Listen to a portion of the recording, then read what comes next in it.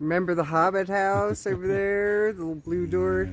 Edith made that. This is my friend Spirit. He's going to take a little walk with me here in the land. He came to visit for the day. Just to say hi. We're walking past the kitchen and all that. Oh, maybe you didn't see this. We built like a back kitchen. Oh, the door is closed, so I don't have the key. But yeah, so here we go. Going down past Casa Serenidad, where all the isn't that a pretty painting? Let's see if we can see that painting. Well, there's your little chapel. Yes, that's the goddess temple. And we're that's the men's dorm there. Okay. And we're going down through the woods now. Then the women's is upstairs. The women's is upstairs. And then there's apartments on the other side. And then we're gonna go running down through the woods here, down through the rainbow staircase. I recall working on this stairs. You did? Mm-hmm. You were one of the ones who worked on I this? did some work here. Cool. It was wood. You look like it got concrete now in here. Yeah, Better. the wood only lasted like a couple of years, and so then we were like, all right, I had the guys make. It was my idea to make these little things with the cement posts, and then they last forever now. And some of our work exchangers painted them all green, all rainbow colors. I like that. And all these ferns, remember these ferns were just tiny. Well, they might not have even been here before when you were here, but these ferns got really big. And I'm kind of walking around being like, I never had a chance to notice it when we were working so hard all the time. But I was like, gosh, some things got really big. Really big. Like some of the trees that when we first got here were really small. They're tall trees now. And then this, I don't think you saw this when you were here. This is our teepee patio right down there. Teepee patio. And we put the teepee up there. Sometimes we use the teepee. And oh my gosh, it looks so cool at night. It's all lit up and glows in the dark. And everybody's in there singing and doing ceremonies with medicine. It's kind of fun. That's the rainbow staircase. Isn't that so cool? You look back and you can see all the rainbow. I guess it needs a little bit more of a paint job now. That is nice. So it'll be something we'll paint. So colorful, creative. Yeah. And my friend Spirit is one of the first people we met here when we came to Ecuador. I did the Eckhart Tolle talk. Yes, that's right. You were one of our first retreats here. We did the Power of Now retreat. And that was such a good retreat. And he had all these diagrams and charts, and it was so professionally done. I was so impressed. And then this is the meeting hall right here. Did you ever see this building yet? It was just a slab when I saw it last. It was just being built. It was just over here. Let's look, see if we can see in the windows. I should have brought all these keys with me.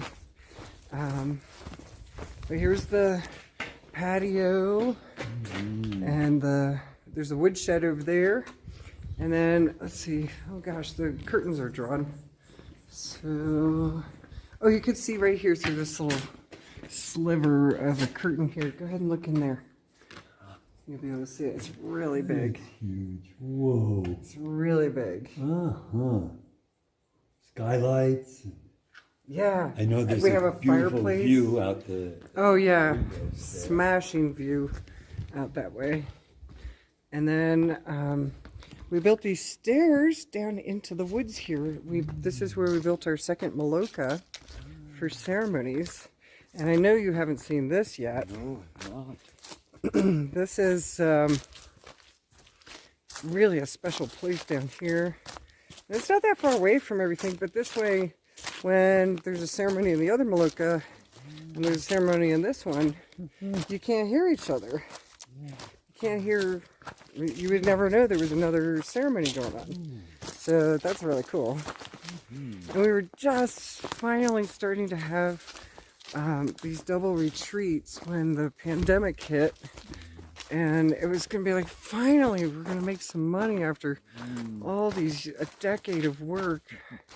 You know, because we only break even as it was. The shamans were the ones who made all the money. But, you know, And took all your customers. Yes. Here's the Maloka. There it is, nestled in the woods down there. Sweet. And then, let's go take a look. Nice nature vibe down here. Yeah, well, and these paths, what we do is we light them all up with Christmas, a string of Christmas lights at night. Gnomes or fairies? Oh yeah, all the time. I can sense that. All the time. Yeah. And there's angels here all the time. They love this place. That's one of the reasons why I bought this place, is because it's full of angels here. Oh, watch for the horse poo. Gotta dodge the horse poo every now and then. Here's the Maloka. This is the other Maloka. Some of you might not have ever seen this because it wasn't here when you were here, but this is our second Maloka. It's below the meeting hall, and we have this incredible view over there. Check this out. Incredible view. And then check out these paintings on the posts. Oh my god. We have an artist who comes here sometimes. Her name's Veronica. She is the most amazing artist. Look at this. And the detail, and because we normally do the San Pedro ceremonies in this one. And so we decided to go with the cactuses.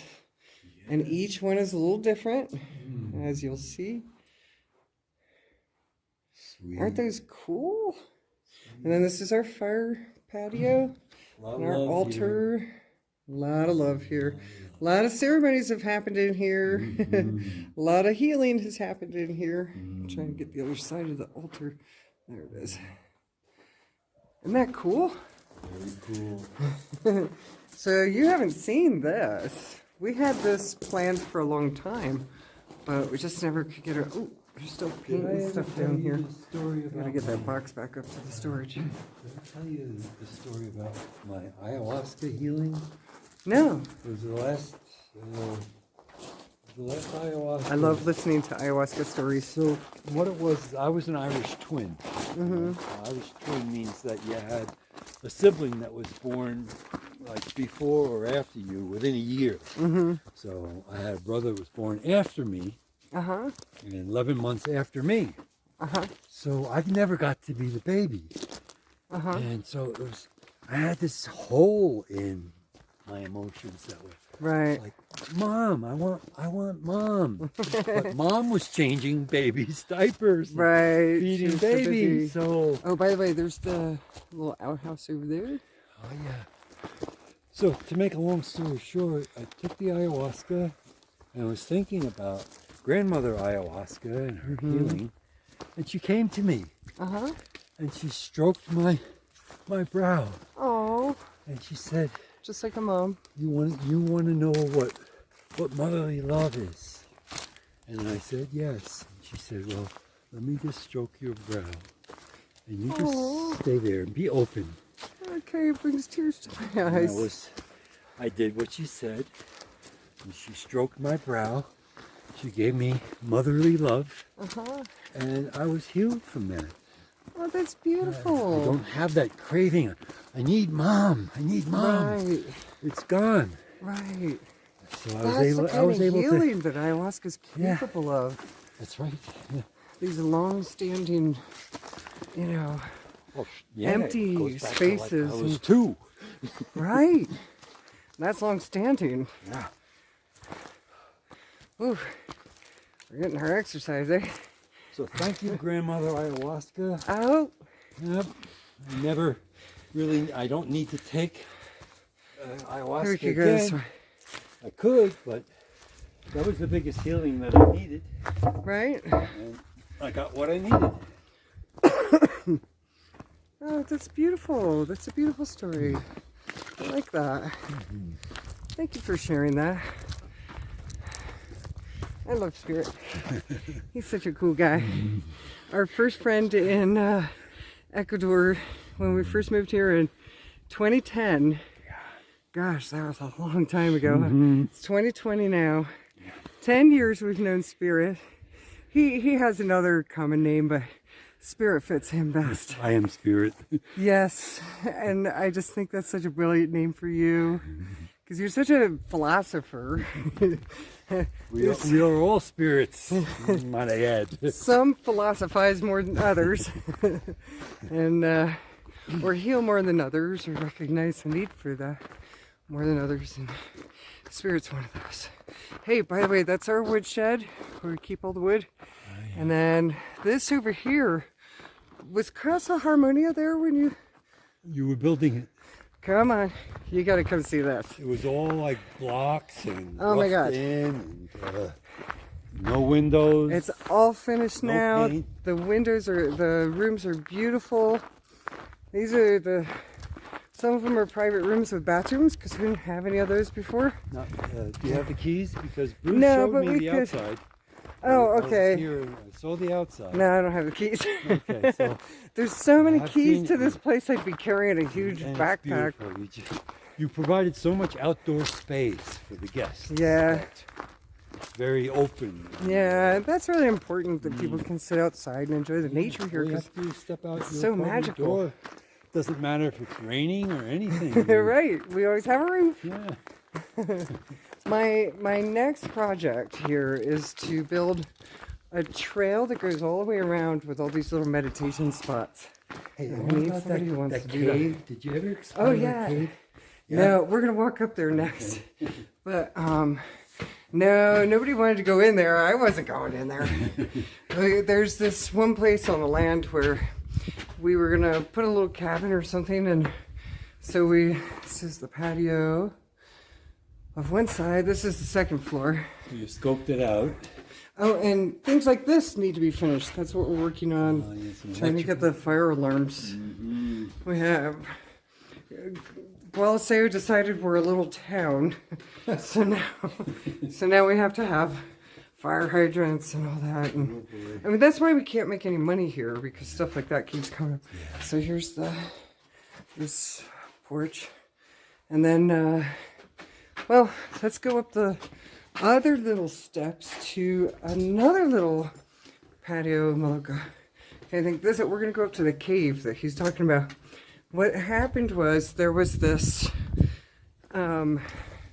area up here that we were gonna put a little cabin, and then we pulled a big, not a big tree, but a medium-sized tree out that was right in the middle, and we here, by the way, here's another Found set this of really opening, cool. didn't you? Yeah, it was this giant hole, right? This giant opening, and we threw a rock in there, and we didn't hear it hit the bottom. Never heard it hit the bottom. Ooh. We're like, whoa, this is a massive cave, whatever this is, and we never did. I tried to find an opening on the side of the mountain. I never found it, and one of the shamans was like, Christine, you guys gotta go down there, because maybe there's like treasures and gold and stuff like that, because here's the other little patio, another little spot. Whew. You get winded walking around here, because you go up and down, so a lot of people lose like 15 pounds in the 2 weeks that they're here. Between the cleansing of the medicines and the fantastic diet that Carol cooks here, I'm always so jealous. They're like, I lost 15 pounds. I'm like, dang, why doesn't that work for me? Do you still have the organic gardens? Well, a little. The problem is that every time we get something started, it's like a person who's here for 3 months, and then the visa thing. Like, some people think there's a high turnover because, we suck or something, but it's not that. It's the visas. They can only stay here It's the limit. 3 to 6 months unless they have a permanent residence. And you got to go further. And that takes forever, and it takes a lot of money and all that. But anyway, right there where that little fire circle is, is where the hole was. It turns out that this little space, this is where there's a huge cave right underneath. So you never know when you're walking on air, actually. And so, I don't know, the shaman said, you should go down there. There's going to be treasure. Treasures. Because when the Spaniards were coming, Artifacts. all the yeah, they hid. all the indigenous hid everything in caves and closed them up. And then they closed them up, and then like a lot of these places have been forgotten. But I don't know, I looked in that hole and I'm like, I don't know, I'm not going in there. What if the whole thing collapses, you know? But it wasn't going to, but still, I'd have been scared to death in there. And I was like to any of the workers, anybody want to go in there? It's yours if you find something. No. And everybody's like, no. So I was like, all right, we'll cover it up and we'll just have ceremonies here. So a lot of times I do the father round of the San Pedro ceremony here because my father passed me on this bench right over here. He passed me a 300-year-old pipe that's been in our family for 300 years. It was a pipe given to him by Chief Shenandoah of the Oneida Indians. Okay, and now we're in North America. Wow. And my grandmother's been holding it, and she passed it down to my dad, and then my dad passed it down to me. Mostly my grandmothers have been holding it, so I'm kind of like the female holder of the pipe again. Wow. And we're and this 300-year pipe, it's such an honor to hold this pipe. I mean, when you smoke it, it's just like, whoa. The vibes must be like you so can hear powerful. all the conversations and all the love and all the prayers, and it's made out of a burl of wood. The hard part where there's like a knot in a tree. Yes. It's made out of the burl, and so it's not going to fall apart. oh no. And my dad remade a new stem for it because the stem was getting old. And put feathers on it, and oh my god, it was done with such care and with such love. And he passed it to me on this bench. He said, you are now the holder of this pipe. And I already had a sacred pipe that was given to me by a Lakota woman, so I was doing the sun dances and everything. But this pipe just is really special, and it was given to my great grandfather because when there was the white people pushing all the Indians west, right up there in New York, they were pushed off their land and said, just go west, we're taking the land. Like the Trail of Tears. Yeah. And those people lived there for thousands of years. It's like, oh, what right do my grandfather felt, what right do we have to do this? And he is the only one who did it. He bought 5,000 acres. And he told all the Indians, you can stay for the rest of your lives, have your children here. I'll build you houses, you can work on the farm. I didn't know that about you.